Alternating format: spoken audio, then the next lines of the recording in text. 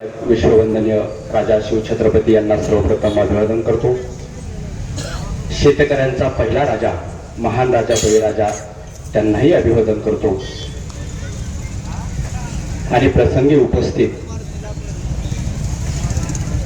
स्वतःच्या घामाच्या कष्टाला मोल मिळण्यासाठी स्वयंस्फूर्तीने इथं आलेल्या तुमच्या सगळ्यांसाठी एकदा जोरदार टाळ्या तुम्ही वाजवा। विचारपीठावर उपस्थित ही सर्व मंडळी, सर्वसामान्य घरातली सगळी मंडळी आहेत, ज्यांच्या मनात विचार आला की आपण कुण्या नेत्याचे झेंडे आणि दांडे घेऊन मिरवण्यापेक्षा आपण आपल्या स्वतःच्या बापाच्या कष्टाला योग्य मोबदला मिळवण्यासाठी झटलं पाहिजे, झगडलं पाहिजे, या प्रामाणिक भावनेतून ही सगळी मंडळी मागील 15 दिवसापासून ऊस दरवाढीचा विषय घेऊन आपल्या तालुक्यामध्ये रान पेटवत आहेत, जनजागृती करत आहेत। खरोखर त्या सगळ्यांचं जोरदार कौतुक। प्रसंगी उपस्थित आमचे मार्गदर्शक मित्र जगदीश काका फरताडे, पांडुरंग नवल सर, खोसे साहेब, ही सगळी मंडळी त्यांच्या त्यांच्या भागामध्ये शेतकऱ्यामध्ये जनजागृती करून आपण आपल्या न्याय हक्कासाठी लढलं पाहिजे ही भावना प्रज्वलित करत आहे। आजच्या या कार्यक्रमाला कॉम्रेड राजन क्षीरसागर देखील अवघ्या 5 मिनिटात उपस्थित होतील। त्यांचंही कार्य मागील अनेक दिवसापासून अहोरात्र शेतकऱ्यांना न्याय मिळण्यासाठी चालू आहे। युवा शेतकरी संघर्ष समिती म्हणजे कुणी माणूस नाही, कुणी अध्यक्ष नाही, उपाध्यक्ष नाही, तर फक्त डॉक्टर बाबासाहेब आंबेडकर म्हणतात त्याप्रमाणे शिका, संघटित व्हा आणि संघर्ष करा, या ओळीला आपल्या जीवनामध्ये पूर्णपणे आत्मसात करणारी मंडळी म्हणजे युवा शेतकरी संघर्ष समिती आहे। आम्ही शिकलो, आम्ही संघटितही झालो आणि आता आम्ही संघर्ष देखील करत आहोत। ही पूर्णपणे कृतीशील पद्धतीने जगणारी टीम म्हणजे युवा शेतकरी संघर्ष समिती आहे। जो या कार्यामध्ये आपला वेळ, पैसा आणि श्रम देईल तो या चळवळीचा भाग बनेल। पक्षाचा कुठलाही कार्यकर्ता असू द्या, पण त्याने सक्रियतेने वेळ जर फक्त शेतकरी एके शेतकरी या भावनेतून दिला तरी तो संघर्ष समितीचा हकदार बनतो। इतकी साधी सोपी विचारधारा आणि टॅगलाईन घेऊन आम्ही काम करतोय। कोण पुढे कोण मागे या बाबतीतली कसलीही महत्वाकांक्षा मनीनं बाळगता निस्वार्थ भावनेने काम करणारी ही सगळी मंडळी एकत्र आली आणि मागील 4 ते 5 वर्षापासून शेतकऱ्यांच्या विविध प्रश्नाबाबत आपण जागरूकतेने लढाली आहे। तालुका अनुदानाच्या प्रकरणात मागे नाही, 80% भरपाई आपल्याला मिळाली। त्याचं कारण देखील आहे फक्त युवा शेतकरी संघर्ष समितीची जागरूकता। प्रत्येक प्रश्न शेतकऱ्यांच्या हाती घेऊन त्या प्रश्नावर सडेतोडपणे भूमिका मांडणारी आपली सगळी मंडळी आहे। मराठवाड्यात अनेक भागामध्ये सध्या ऊस दरवाढीचं आंदोलन पेटलंय। आता माझं गावचं ज्यांचं उदाहरण सांगितलं, 8 दिवसामध्ये त्यांनी जनजागृती सहित कृतीशील कार्यक्रम हाती घेऊन पूर्ण ताकदीने पूर्ण शेतकऱ्यांचा त्यांना सपोर्ट मिळाला आणि 8 दिवसामध्ये त्यांनी कारखाने नोकेन करून दाखवले। त्याच्या पुढे 4 दिवसामध्ये त्या कारखान्यांनी 400 रुपयाची वाढ दिली। भावांनो, 400 रुपयाची वाढ दिली म्हणता येणार नाही, तर या सगळ्या टीमनं ती द्यायलाच भाग पाडली। इतकी ताकद एकजुटीत आहे। शेतकऱ्यांना स्वतःचे अधिकार आणि हक्क कळल्यानंतर फक्त गरज आहे तर निस्वार्थपणे प्रामाणिकपणे काम करणाऱ्या, पुढे होऊन काम करणाऱ्या लोकांची।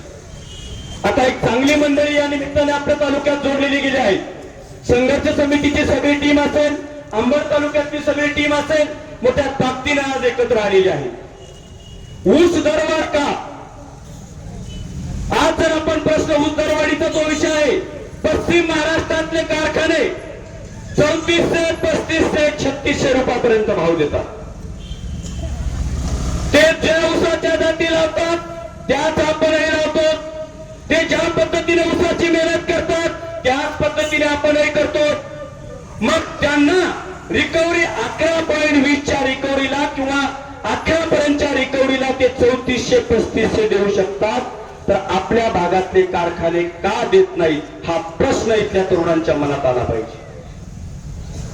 ज्या पद्धतीनं त्या भागामध्ये तिथले कारखानदार फार इमानदार आहे, फार नैतिकता त्यांच्यामध्ये, व्यावसायिक दृष्टिकोन नैतिकतेने करतात अशातला भाग नाही. तर तिथले शेतकरी जागरूक आहेत, ते भाव द्यायला भाग पाडतात. कारखान्यात मोडी पडायच्या आधी ऊसाचा दर जाहीर करू म्हणून ठणकावून सांगतात. दर जाहीर केल्याशिवाय कारखान्यातली मोडी पडू देणार नाही, इतकी ताकद त्या शेतकऱ्यांच्या एकजुटीत येते, म्हणून त्यांना 35 रुपये भाव मिळतोय. ही एकजूट तुमच्या आमच्यात कधी निर्माण होईल? आतापर्यंत काय झाली नाही, त्याची अनेक कारण आहेत. आतापर्यंत ठराविक एका पक्षाचा कारखाना होता, ठराविक एका पक्षाचे आंदोलन उभं करायचे आणि त्यांच्या दारात जाऊन आंदोलन केल्यानंतर हा राजकीय विरोध त्यांना वाटायचा, लोकसहभाग त्यात वाढायचा नाही. आज जी मंडळी उदरवाढीसाठी आंदोलन पुढाकार घेत आहेत, ही सगळी मंडळी निपक्षी आहेत. कुणी पक्षाचं जरी असलं तरी युवा संघर्ष समितीचं टॅगलाईन आहे की तुम्ही तुमचा पक्ष सोडून जर संघर्ष समितीत नेते आणि पक्षाचे जोडे सोडून जर आमच्यात येत असाल तर आमचं स्वागत आहे, तुमचं या संघर्ष समितीत स्वागत आहे. म्हणून ही सगळी मंडळी त्या धान्यातून काम करतायत आणि आपल्या भागातील उसाला आता तिन्ही राजकीय पक्षांचे कारखाने आहेत. आता कोणाला राग येण्याचं काम राहिलंय का? माननीय भैयासाहेबांचा कारखाना आहे, माननीय हिकमतदादांचा आहे, माननीय सतीश गाडगे साहेबांचा आहे. आता आमचं साधं सिंपल म्हणणं आहे की जर पश्चिम महाराष्ट्रातले कारखाने या श्रीकोरीला भाव देऊ शकतात तर तुम्ही देखील आम्हाला पहिली उचल 3200 दिलीच पाहिजे. या मागणीसाठी आम्ही गेली 15 दिवस जनजागृती करत आहोत, लोकांमध्ये जाऊन त्या बाबतीत जागरूकता निर्माण करत आहोत. आणि एवढंच नाही तर आमचं पुढे चॅलेंज आहे तिन्ही कारखान्यांना, जर तुम्ही 3200 रुपये देऊ शकत नसाल तर ते आणि 3200 रुपये कसे द्यायला पुरतात पहिली उचल ते आम्ही तुम्हाला पटवून सांगू. जर आमचं गणित चुकलं तर जाहीरपणे सगळी संघर्ष समिती त्यांचे पाय धरायला तयार आहे. आणि जर तुमचं गणित चुकलं, 3200 रुपये द्यायला पुरत नाही, तर आम्ही मात्र तुमची जाहीर माफी मागू. आणि तुमचं गणित चुकलं, 3200 द्यायला पुरत नाही, तर तुम्ही फक्त आम्हाला भाव वाढ द्या, एवढीच विनंती आपण तिन्ही कारखान्याकडे केलेली आहे. 11.20 रुपयाला जे भाव देतात ते भाव आपल्या भागात का नाही? यावेळेस केंद्र शासनाने निर्धारित केलेला 35 ते 50 रुपये हा उसाला प्रतिटनाचा दर आहे. 0.1% जरी त्यात वाढ झाली रिकव्हरी मध्ये तर 3.46 रुपये वाढतात, म्हणजे टनामागे 346 रुपये वाढतात. 11.25 ची रिकव्हरी आली तर कारखान्याला 3893 रुपये जवळपास द्यायला भाग पाडतात. देणं बंधनकारक केलेलं आहे केंद्र सरकारने. यामध्ये शेतकरी सर्व जागरूक शेतकऱ्यांचं पश्चिम महाराष्ट्राचं म्हणणं होतं की कारखाने रिकव्हरी चोरी करतात, रिकव्हरी कमी दाखवतात. केंद्र शासनाने शेतकऱ्याच्या बाजूने असा निर्णय दिला की कितीही रिकव्हरी कमी आली तरी 3290 रुपये कुठल्याही कारखान्याला प्रति टनाने शेतकऱ्यांना देणं बंधनकारक आहे. आणि याच सगळ्या गोष्टीच्या धर्तीवर आम्ही बोलत आहोत. जर 3900 रुपये 11.25 रिकव्हरी असती, रिकव्हरी चोरी, काटामारी, अजून काय कारखाने कशा पद्धतीने कमवतात, या सगळ्या गोष्टीत आम्ही शेतकऱ्यांची पूर्ण पडणार नाही. आमच्या प्रामाणिक भावना तालुक्यातील तिन्ही नेत्याला आहेत, बाबा हो तुम्हाला किती कमवायचं तर कमवा, आम्हाला त्याच्याशी घेणं देणं नाही, फक्त आम्हाला आमच्या हक्काचे 3200 रुपये प्रति टन पहिली उचल द्या, एवढीच मागणी आम्ही त्यांच्याकडे घेऊन जात आहोत. आणि या मागण्याचे तिन्ही कारखान्यांना आपण निवेदन दिलेलं आहे. चर्चेला सुद्धा आपल्याला फक्त एकाच कारखान्यांनी बोलवलेलं आहे, समर्थ सहकारी युनिट नंबर 1 माननीय भैयासाहेबांनी चर्चेला बोलवलं. त्या दिवशीची झालेली चर्चा देखील निष्फळ झालेली आहे. 3000 प्लस राहील, पण मी अधिकृत सांगत नाही असं साहेबांनी स्पष्ट केलेलं असलं तरी आपण त्यावर ठाम नाही. आता आपल्याला 3200 रुपये उचल घेतल्याशिवाय थांबायचं नाही. हे केवळ आम्ही 10 जणांनी करून शक्य नाही, हे केवळ आम्ही 10 जणांनी आंदोलन घेऊन शक्य होणार नाही. तुमच्या सगळ्यांचा आम्हाला प्रतिसाद असेल, होकार असेल तर भावांनो याच विचारपटावरून सांगतो की जर तुमच्या सगळ्यांची साथ या पुढील आंदोलनाला मिळाली तर 3200 रुपये घेतल्याशिवाय आपण थांबणार नाही. हा तोड करून सांगा, आपण तयार आहात का?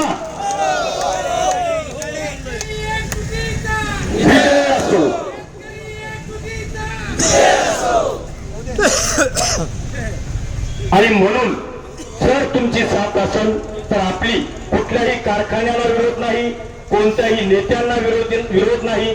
कारखाने आपले आहेत, कारखाने टिकले पाहिजे, त्याबरोबरच शेतकरी जगला पाहिजे, ही प्रामाणिक भावना आपली आहे. या भागात कारखान्यामुळे सुबत्ता आलेली आहे, ही वस्तुस्थिती आहे. कारखाने टिकलेच पाहिजे, पण कारखाने जर कैक पटीने मोठे होत असतील, कारखाना प्रशासन कारखानदार मोठे होत असतील, त्या तुलनेत मागील 25 वर्षात इथला शेतकरी बांधव मोठा झालाय का, हा प्रश्नही कधीतरी आपण विचारला पाहिजे. आणि तुम्ही देता तो भाव आम्ही का स्वीकारावा, ती काय ठीक आहे का? म्हणून केंद्र शासनाने निर्धारित केलेल्या FRP नुसारच आम्हाला भाव मिळालाच पाहिजे. तो कसा मिळणार नाही, तो भांडून घेतल्याशिवाय आपल्याला आता याशिवाय पर्याय राहिलेला नाही. म्हणून बांधवांनो, तुम्ही जर आमचे हात बळकट करणार असाल तर आम्ही इमाने ईदबारे हा लढा पुढे घेऊन जायला तयार आहोत. आणि जर तुम्ही जर म्हणत असाल की नको आम्हाला 2800 2700 अजून 50 दोन्ही घातले दिले, 50-50चे 2900 पर्यंत जरी दिले तरी बाद झाले, तरी आम्हाला सुद्धा काही उष्ण बळ आणून लढायची गरज आम्हाला त्याची सुद्धा काही गरज नाही. आम्ही थांबतोय. जर तुम्ही साथ देणार असाल तर आम्हाला पुढे घेऊन जाता येईल, आणि जर तुम्ही नको म्हणत असाल तर आपल्याला एवढ्यावरही थांबता येईल. परंतु भावांनो, हा आपला अधिकार आहे. केंद्र शासनाने निर्धारित केलेले दर इथल्या कारखानदारांनी दिले पाहिजे. ते विरोध करून आपण त्यांच्या पुढे न मानता आपण ते लोकशाहीमध्ये आंदोलनाच्या माध्यमातून मांडलेले पाहिजे.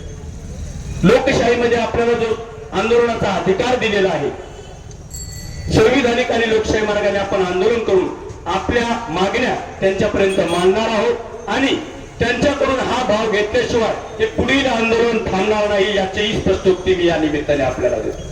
पुढचं आंदोलन कसं राहील? जर तुमची सगळ्यांची तयारी असेल तर उद्यापासून